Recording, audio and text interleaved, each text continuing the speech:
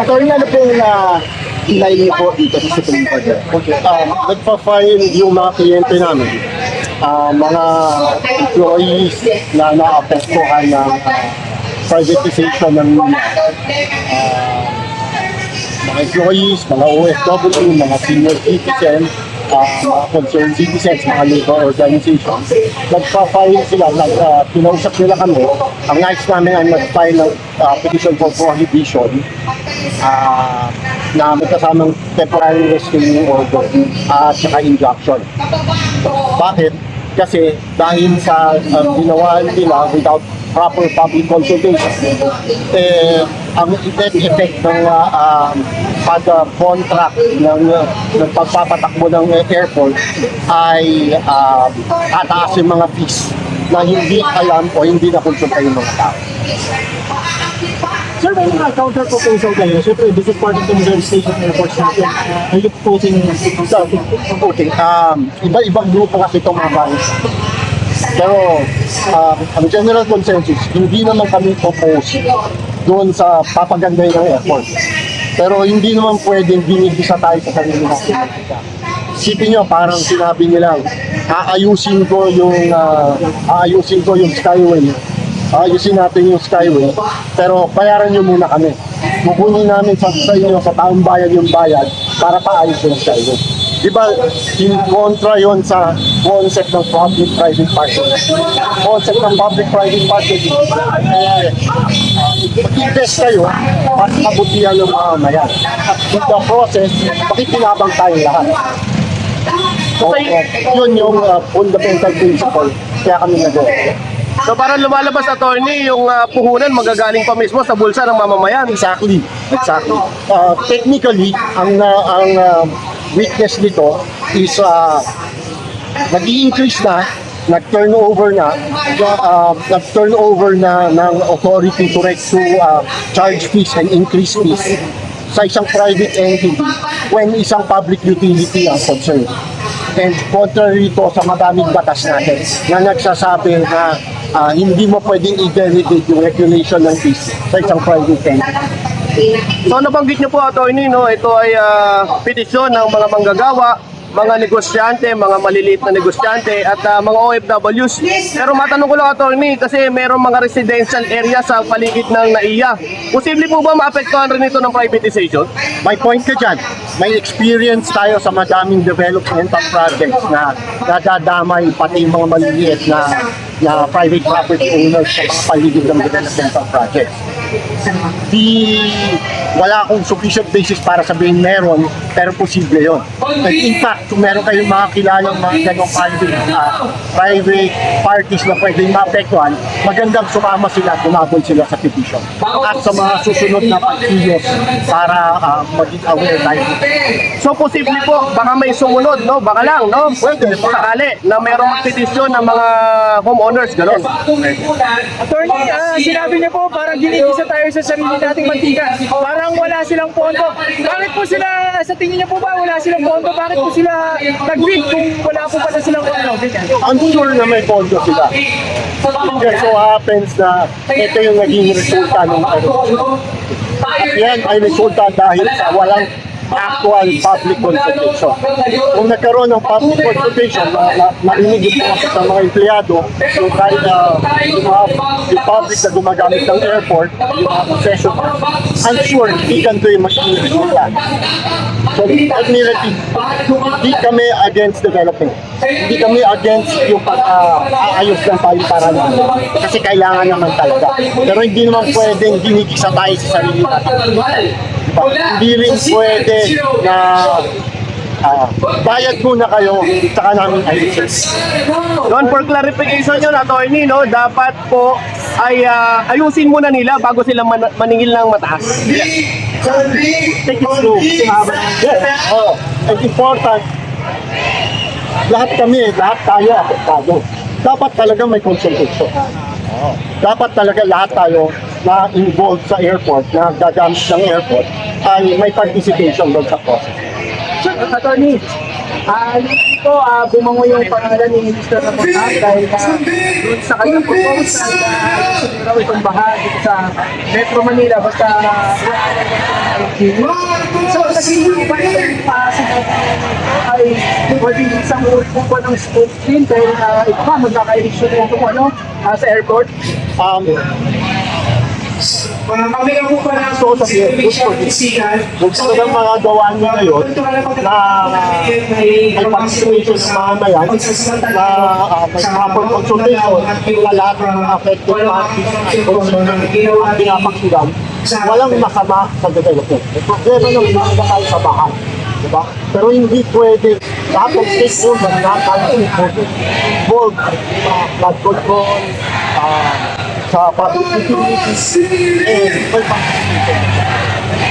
So may number po kayo kung gaano karaming So, mas maganda kung sabi natin yung clients na mas aware sila sa numbers. Kasi sila yung directly affected. Again, abogado lang ako. Thank you, Attorney. Thank you.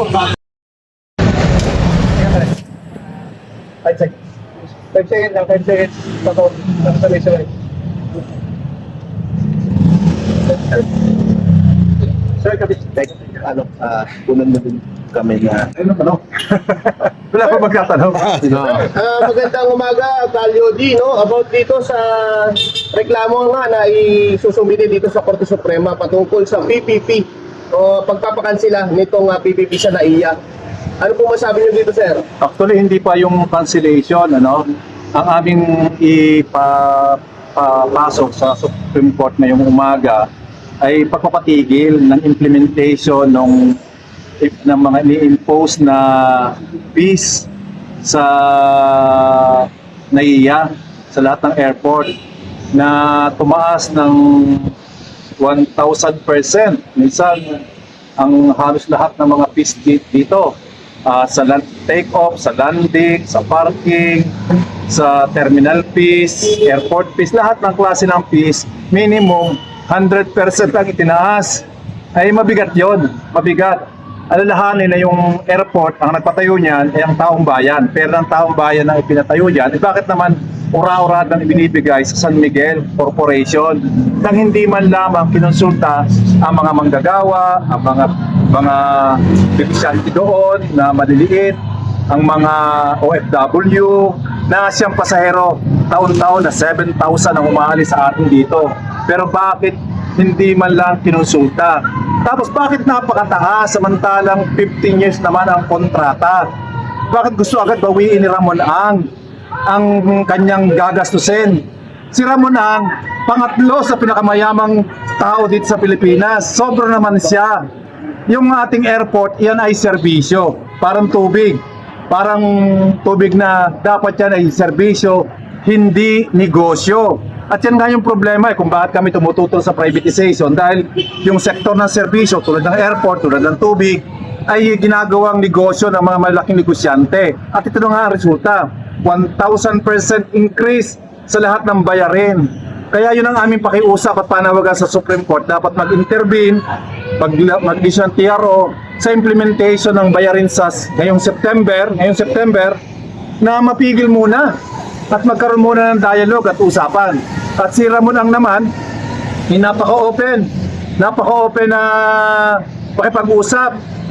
At sinasabi nga niya na may problema dyan na hindi siya, kundi ang gobyerno, dahil gobyerno daw ang gumawa ng lahat ng rules na ni-implement ng San Miguel. Kaya yun ang aming pakiusap sa Supreme Court. Protektahan ang kapakanan ng taong bayan, ng mga mananakay, at ituring talaga na ang airport, paliparan, ay sektor ito ng serbisyo. Dapat protektahan natin, pamunahin yung ating mga kababayan. Sa sinasabi niyo po pagtaas ng 1,000%, ibig po ba sabihin yan ay apektado po lahat, hindi lang po pasahero, pati mga empleyado, manggagawa at negosyante? Oo, yung mga manggagawang magpapark, from 300, 1,200. Yung dating mga tindahan diyan na ang halaga ng rent per square meter ay 700, gagawing 3,200. Yung terminal fee na binabayaran ng 550, sisingilin ng 950 ngayon.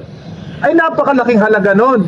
Eh, ikaw Ramon ang napakayaman mo na. Sobra-sobra na ang yaman mo. Bakit naman napakaganid mo sa pera ng taong bayan? Akala ko ba sa iyong TikTok ngayon, puro serbisyo sa tao? Gawin mo rin dito sa airport at ipakita mo na totoo yung sinasabi mo na ikaw ay maglilingkod din sa taong bayan. Kayo, di marami po yung nagsasabi no, na wala naman daw silang nakikitang improvement dito sa ating mga paliparan. Subalit patuloy ang pagtaas ng mga singilin. Ano po masabi mo rito?